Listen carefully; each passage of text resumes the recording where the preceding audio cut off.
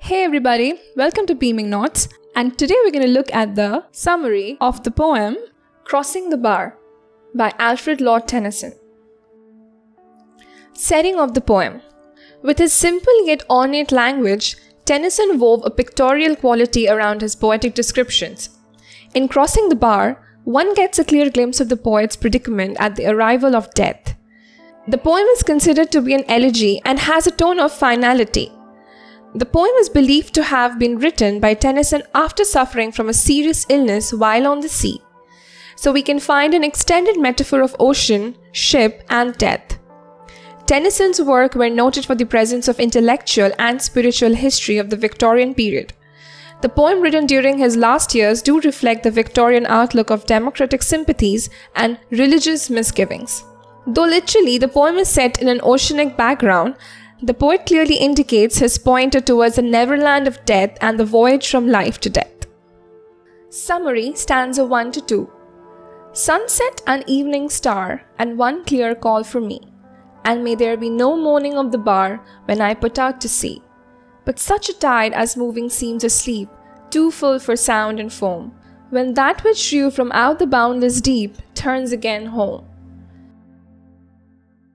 The poem Crossing the Bar was written in 1889, 3 years before Tennyson's death. The poem begins with the note of an inevitable end. In the poem, the speaker sees his wake-up call for the journey in the sunset and evening star. He wishes to have a peaceful voyage in the ocean without any moaning sound of waves hitting against the sandbar when he sets out.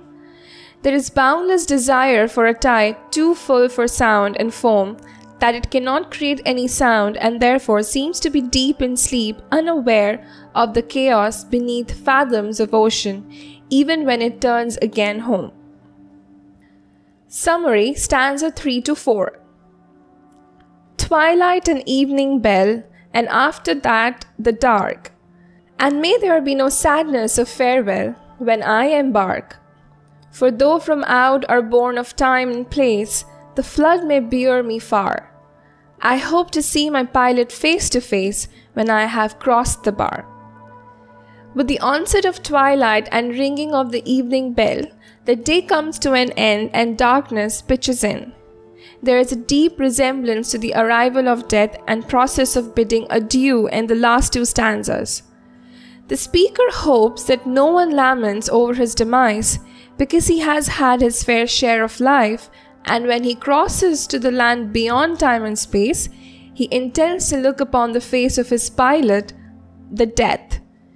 Using the extended metaphor of voyage, Tennyson creates a realm of death in the waves of seamless ocean. Central idea. Tennyson uses many nautical terms such as bar, sea, foam, pilot, bell, and flood to refer death and journey towards death. An example of this is the boundless deep, with an ambiguous meaning of death, deep sleep, and the sea.